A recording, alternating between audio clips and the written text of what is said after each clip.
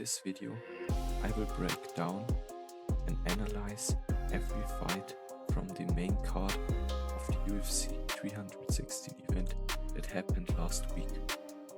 Okay, let's get right into it. The first fight was Kevin Holland versus Vicente Luque. I hope I spelled the name right. Kevin looked really sharp and just pieced him up the entire fight.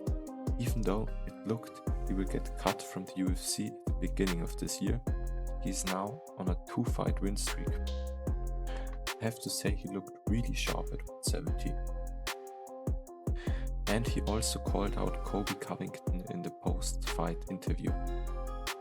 I hope we will get to see this fight because I think it's going to be a very exciting fight and they both don't like each other. Next fight on this card was Patchy Mix versus Mario Bautista. And I have to say, this fight was a really bad look for Bellator MMA as a whole organization. Patchy Mix had no chance whatsoever and got dominated the entire fight. Mix got absolutely fraud checked. Even though he's a submission expert, he only tried one takedown, in the entire fight. And it was overall a great performance from Bautista, and he managed it to keep the fight the whole distance on the stands, even though Patchy Mix only tried one takedown. Yeah, and I think Mario Bautista now deserves to get a high-ranked opponent in this division, maybe number 5, or at least a very high-ranked opponent. We had Joe Pyfer versus Kevin Gastelum. Joe Pyfer had a great start in the first 30 seconds of the fight. He also hurt Kevin Gastelum with a head kick and also dropped him. But overall I have to say this was a boring fight. Kevin tried to create more pressure in round 2 and 3, but couldn't find much or couldn't create much damage. Joe didn't do much more after round 1 and might somewhere, if you can call it like this, in safety mode. So he tried to throw some jabs or some kicks, but he never created any real pressure or tried some combinations. That's why I have to say, before Joe Pyfer gets a high-ranked opponent, I think he needs to level up in terms of learning different techniques maybe, or he has to show those different techniques then also in a fight. And should not just look the whole entire fight for that one power punch that knocks his opponent out, because this is what he did in this fight.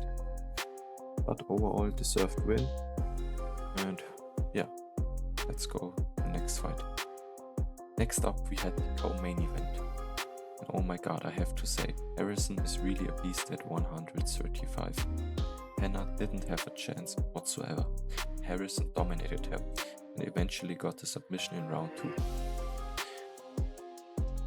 Okay, now we come to the big main event fight that everybody waited for. Sean O'Malley versus MERAB 2. So yeah, let's break this out right now. Great first round from Sean O'Malley. He could keep the distance between him and MERAB, so MERAB couldn't get any takedowns, but couldn't get into position to shoot for a takedown. But after that first round, in round 2 and 3, MERAB got better and better and eventually could find some takedowns and also got some great ground and pound on Sean O'Malley.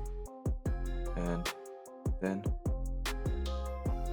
he also could find the one takedown which lead to MERAB getting Sean's neck, and then he submitted him. So yeah, I think Sean O'Malley will be back like never before if he keeps living with the changes he recently made.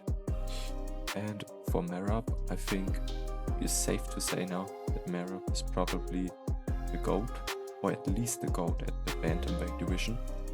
And I think his next opponent will be Corey Sandhagen, because UFC showed him on the camera after the fight, and I think he also deserves it. And yeah, this was pretty much the UFC event. I think it was a solid pay-per-view. I think it was a solid card, especially the main event and the co-main event lived up to the expectations. And yeah, let me know if you want to see more long-form videos.